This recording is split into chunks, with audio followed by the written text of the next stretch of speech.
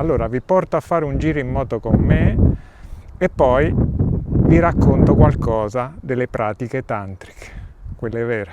C'è quest'idea che il mondo spirituale sia in qualche maniera distaccato dal mondo materiale e che il piacere, le cose del mondo e anche le emozioni di tutti i tipi siano qualche cosa da trascendere, no? Ma i maestri Shivaiti da millenni la pensavano in maniera opposta.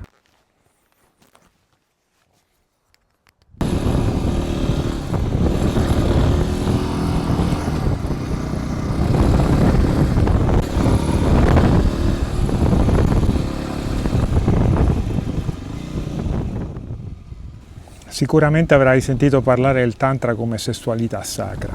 Questa maniera di considerare il Tantra ha nascosto nei tempi che viviamo la vera natura dello shivaismo tantrico del Kashmir, no? Che è la fonte e l'ispirazione del Tantra moderno. Poi in effetti non lo è, nel senso che c'è una distorsione totale.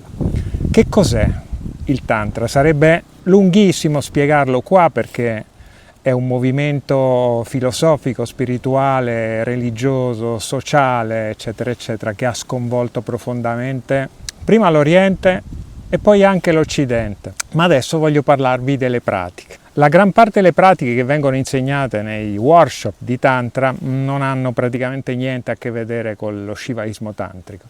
Sono pratiche inventate e non per questo non possono essere utili, piacevoli, efficaci, quello che volete voi, però non sono tantriche. E sono nate in gran parte, diciamo, a partire dagli anni 60-70, ma questa è un'altra storia che ve la racconto un'altra volta. Adesso vado dritto alle pratiche. Abbiamo un testo fantastico, un libro di riferimento.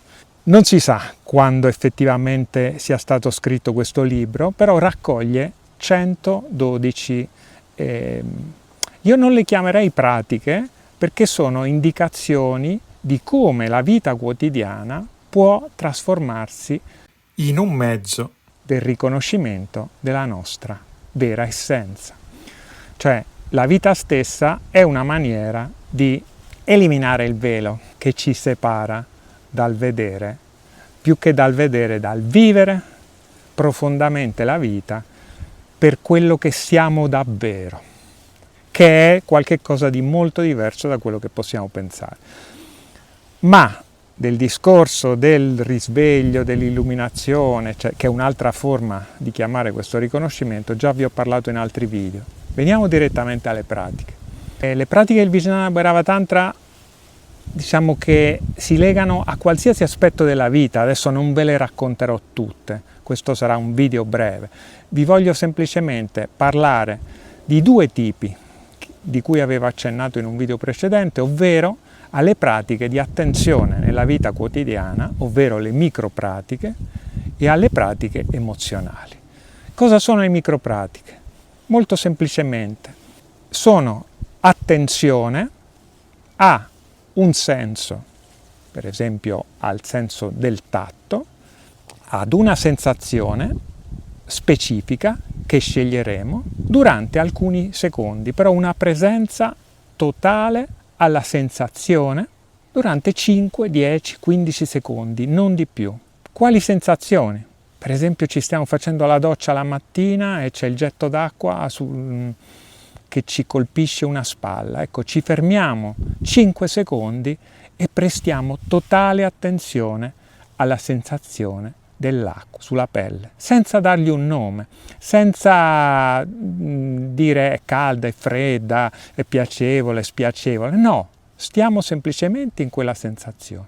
Dopodiché, per esempio, ci prendiamo un caffè o quello che volete voi e nell'attimo in cui accostiamo la tazzina alle labbra ci concentriamo completamente su questa sensazione del contatto labbra-tazzina. 2 secondi, 3 secondi e dopodiché ci concentriamo totalmente sul gusto del caffè, Ma queste pratiche le possiamo fare in qualsiasi circostanza e centinaia di volte al giorno. Per esempio concentrandoci su un suono o concentrarci sulla sensazione del tatto del piede con il suolo mentre camminiamo. Pochi secondi. È meglio scegliere un punto specifico, l'avampiede sinistro per esempio.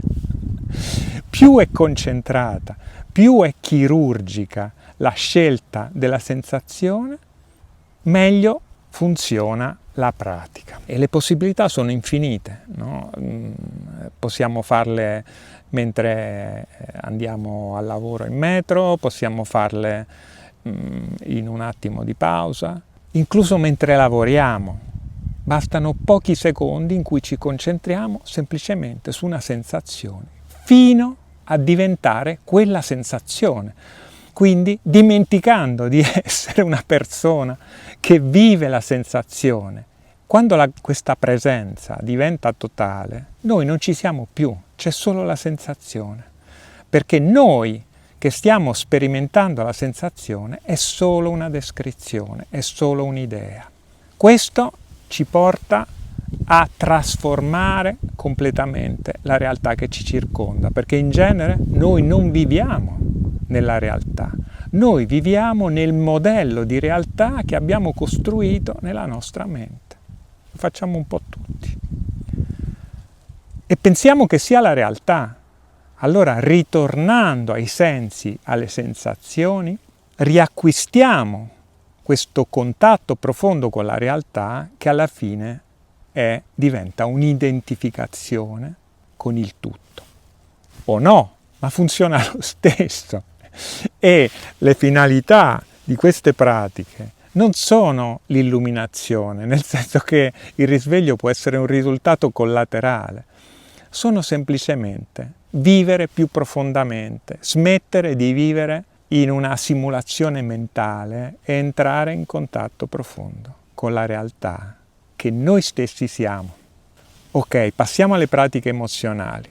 Sono esattamente la stessa cosa, solo concentrandoci sulla sensazione fisica causata da un'emozione. Qualsiasi emozione. Conviene partire con le emozioni più piacevoli, di benessere, ma poi si può praticare anche con il dolore, con la sofferenza, con la rabbia, con la disperazione, con qualsiasi cosa.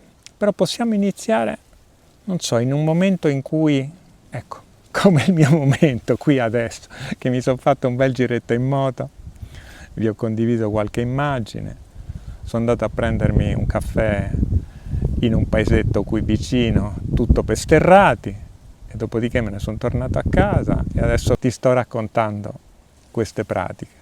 E sto bene e mi concentro semplicemente su questa sensazione di star bene. La sento nel corpo, la sento...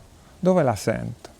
La sento nell'apertura del petto, del cuore, nella rilassatezza del corpo, ma già nel momento in cui la descrivo, gli metto un nome, diventa un'altra cosa. Allora, sentirla e basta. E perché non le chiamo pratiche queste? Diciamo, le chiamo pratiche, ma in effetti non è qualche cosa che possiamo fare volontariamente, perché le emozioni non le scegliamo noi. Le emozioni ci attraversano. E qui poi si apre tutto il discorso, noi non siamo le nostre emozioni, eccetera, eccetera. Sì, noi siamo anche le nostre emozioni, noi siamo qualsiasi cosa. Noi siamo lo spazio che accoglie qualsiasi cosa, e anche le emozioni. E nel momento in cui l'emozione è vissuta nel corpo, attraverso le sensazioni, noi diventiamo solo quell'emozione, non diventiamo l'osservatore o chi sta provando, no, noi siamo l'emozione e punto, perché siamo lo spazio che accoglie le emozioni e siamo anche le emozioni, siamo le sensazioni, come siamo i pensieri, eccetera, eccetera. Noi siamo tutto, ma il problema qual è?